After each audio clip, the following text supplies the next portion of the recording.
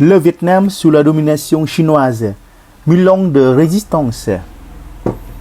Pendant près de 1000 ans, le Vietnam a vécu sous la domination de la Chine impériale. Mais ce n'est pas une histoire de soumission, c'est une histoire de résistance, une histoire de courage et surtout une histoire d'identité. Le commencement, 111 avant Jésus-Christ. Tout commence en 111 avant Jésus-Christ lorsque la dynastie Han de Chine annexe le royaume de Nam Viet. Le territoire correspondant aujourd'hui au nord du Vietnam devient une province de l'Empire chinois appelée Giao Chỉ. Pendant des siècles, l'administration chinoise tente d'imposer sa langue, sa culture, ses lois, mais le peuple vietnamien, fier de ses racines, ne se laisse jamais vraiment assimiler. Les sœurs Chung, les premières héroïnes, 40 après Jésus. En l'an 40 après Jésus-Christ, deux femmes montent à cheval et soulèvent tout un peuple. Elles s'appelaient Chung Chak et Chung Nhị. Le mari de Chung Chak, un chef local, est tué par les autorités chinoises. Les deux sœurs prennent alors la tête d'une révolte. Elles libèrent 65 cités et proclament leur indépendance. Elles règnent pendant 3 ans avant que les armées chinoises ne reviennent. Plutôt que de se rendre, les sœurs Chung préfèrent se jeter dans une rivière, devenant à jamais des symboles du patriotisme vietnamien. Plutôt mourir que de vivre dans la honte, disait-elle. Lady Thiệu, la Jeanne d'Arc du Vietnam. En 248 après Jésus-Christ, un siècle plus tard, une autre femme se lève contre l'envahisseur Triệu Thị Trinh, connue sous le nom de Bà Triệu. On raconte qu'elle était si puissante qu'elle pouvait combattre à cheval à travers les montagnes. À seulement 20 ans, elle mène une armée contre les Chinois. Lorsqu'on lui dit qu'une femme ne devrait pas faire l'arrière, elle répond: Je ne veux pas passer ma vie courbée comme une esclave.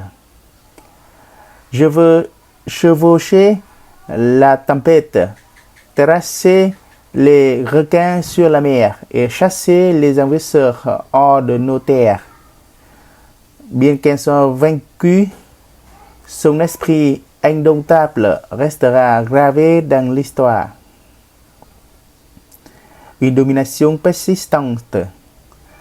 Pendant des siècles, le Vietnam reste sous le joug de plusieurs dynasties chinoises, Tang, Song, Yuan, mais l'administration coloniale chinoise ne parvient jamais à briser complètement la culture vietnamienne. Les lettrés vietnamiennes apprennent les caractères chinois, mais conservent leurs croyances, leurs coutumes, leur langue locale. La résistance ne passe pas toujours par les armes. Parfois, elle est culturelle, silencieuse, persistante. La révolte de Libye via l'indépendance. 6e siècle. En 544, un homme nommé Libye proclame la fondation d'un État indépendant, Vạn Xuân. Il se proclame empereur, bravant l'autorité chinoise. Son règne ne dure que quelques années, mais l'idée est née. Le Vietnam peut être un royaume à part entière. La libération par Ngô Quyền, la fin du Bắc Thuộc, 938. L'histoire culmine en 938 quand un général vietnamien du nom de Ngô Quyền tend une embuscade légendaire sur le fleuve Bạch Đằng. Il fait planter des pieux en bois pointu dans le lit du fleuve. Quand la marée monte, les navires chinois passent sans voir. Plus la mer redescend et les bateaux s'empalent, l'armée ennemie est anéantie. C'est la fin de 1000 ans de domination étrangère. Le Vietnam entre dans une nouvelle ère, l'indépendance nationale. 1000 ans sous domination, 1000 ans de résistance, 1000 ans pour forger une nation. Conclusion. Le Vietnam n'a jamais été une terre soumise. Même sous l'ombre d'un empire géant, l'esprit vietnamien n'a jamais cessé de brûler. De Ce Chung à Ngo Quyền, ce sont des générations entières qui ont transmis la flamme de la liberté. Si cette histoire vous a touché, n'oubliez pas de liker, de vous abonner à la chaîne et de partager cette vidéo. Le Vietnam a encore tant d'histoires à raconter. À très bientôt pour un nouveau voyage dans le temps.